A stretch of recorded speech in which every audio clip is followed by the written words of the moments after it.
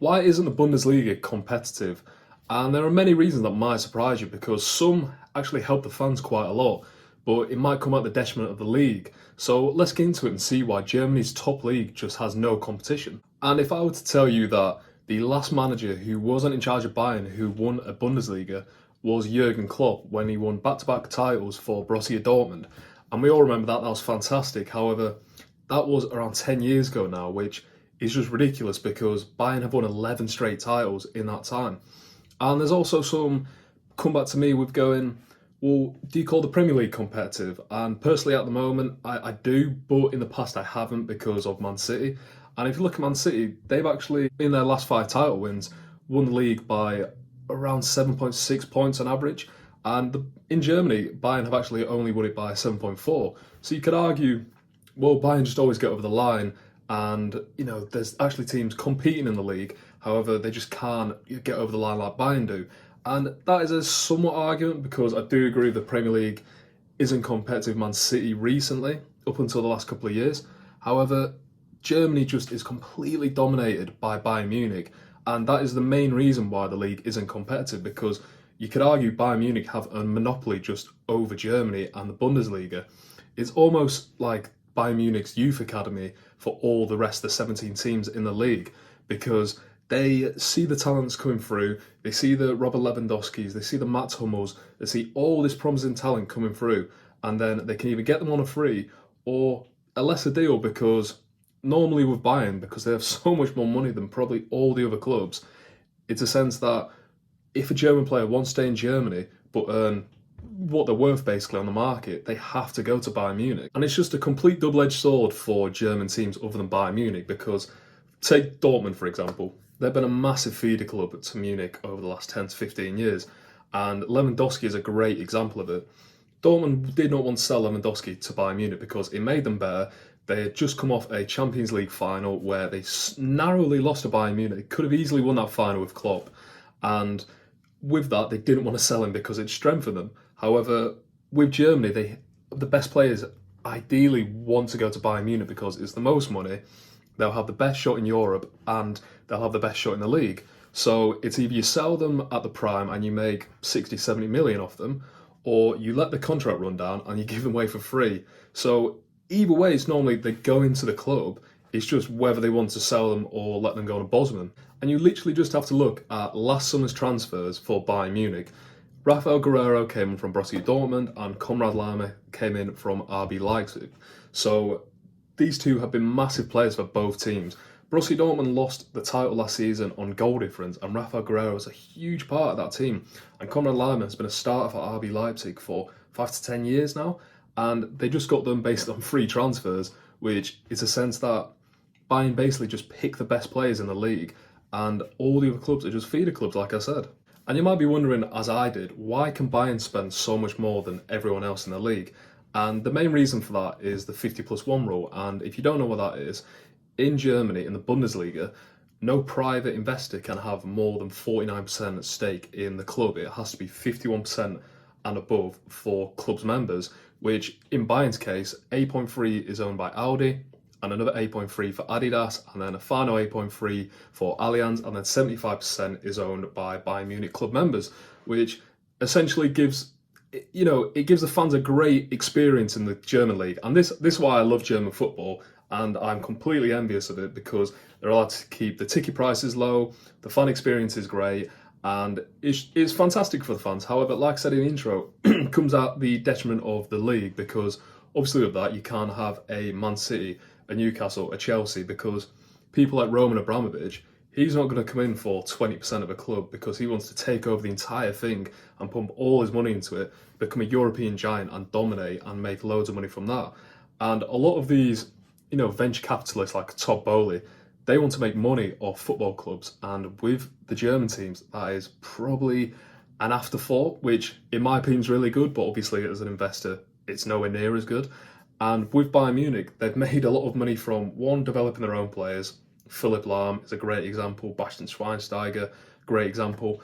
And they've also made a lot of money off European success. I mean, they've won, 2 Champions Leagues in the last decade, which you compare it to other teams in Germany, other than Borussia Dortmund really, who Their last Champions League win was in the 90s.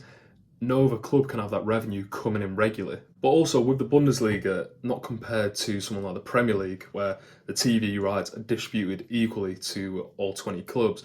In the Bundesliga, 25% is distributed evenly, and then 50% was based off the last 5 years' performances.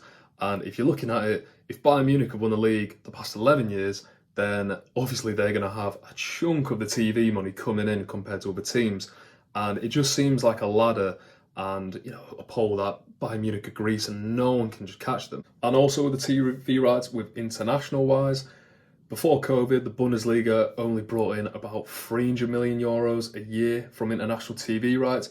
Whereas if you compare it to someone like the Premier League again, because richest league in the world probably at the moment, they brought in over $1 billion, which is just incomparable. Where you have a team like, say, West Ham in England, comparable to someone like, Bayer Leverkusen in Germany, the money coming into these clubs are just nowhere near. And just to finish quickly on the 50+1 rule, I'd love to hear if, I got any German fans out there, because I'm really interested. I'm really jealous of the rule, and I think it's great for football from a fan's perspective.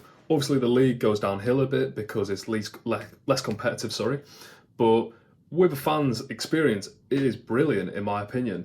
And that's a tough one because you give up one, you might get the other. But it's actually interesting because I didn't know that before 1998, German clubs are actually non-for-profit organisations, and it actually increased the outside investment and tried to put more money into German football rather than take it away. So in fact, it's actually been somewhat of a middle ground for German fans over the last, 3 decades now? But you can't always blame Bayern Munich for the lack of competition in the Bundesliga. You have to put some blame on the other teams and how they've managed over the last decade or so. And one team I'm going to focus on in particular is Schalke, because growing up, Schalke are a massive club. Seeing the size of the stadium, they was always in the Champions League, or at least trying to challenge for it. But now they're in the Bundesliga too, and they've been up and down in the last few years. And if you're looking at it, one of the big reasons for this, they completely mismanaged their player sales, because they're quote-unquote golden generation, which compared to another team's golden generation, it's not as good. But in their case, they're talking like Joel Matip, fantastic centre-back. I love him, plays with Liverpool. But he joined Liverpool on a free. They had Sead Kolasinac, fantastic left-back at the time, joined Arsenal on a free. Max Meyer, if you remember Max Meyer, he was one of the most promising young German midfielders in the world at the time. And he was touted by so many clubs. I think he had a few injuries, and he eventually went to Crystal Palace on a free, and he did nothing there, basically. Then you've got Leon Goretzka, one of the best midfielders in the world at the moment, Bayern Munich on a free, which, if you just look at these players collectively, it is insane how much money they could have earned from these players. Goretzka alone, 40, 50 million. Matip, if they sold him at the time, 20, 30 million. And it's a case where they've just mismanaged funds, which have just completely gone downhill and obviously led them to the championship in Germany. Also, the incomings for Schalke just completely killed them, because I've got a graph from the Football Business Journal, and if you're looking at it, they've got someone like Breel Mbolo, who was fantastic at that Euros in 2016. He burst onto the scene, and I don't blame them, but they spent 26.5 million on him. Then they sold him for 11 million 3 years later. They had Nabil Bentaleb, 19 million 2016. Then they sold him on a free in 2021. And all of these players from 2015 to 2022, the financial loss was around 91.5 million, which is just insane for a club who aren't bringing in the money from the talent that they actually have in the club, and then they're losing all of this basically. But it's just a shame for these massive clubs like Schalke or Werder Bremen, for example, who are lower mid-table at the Bundesliga at the moment, got relegated a couple of seasons ago.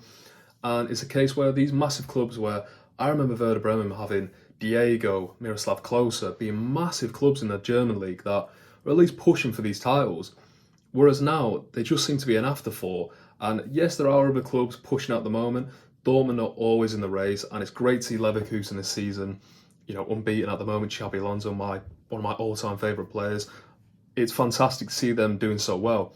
However, there's always the thought that Alonso probably won't be at Bayer Leverkusen next season. At a push, he's gone the season after. Dortmund are always going to sell the best players to Bayern Munich, which again is a shame. And it always seems like Bayern Munich are just going to pull through again. Even if Leverkusen, I can't see them going the distance. I really wish they would.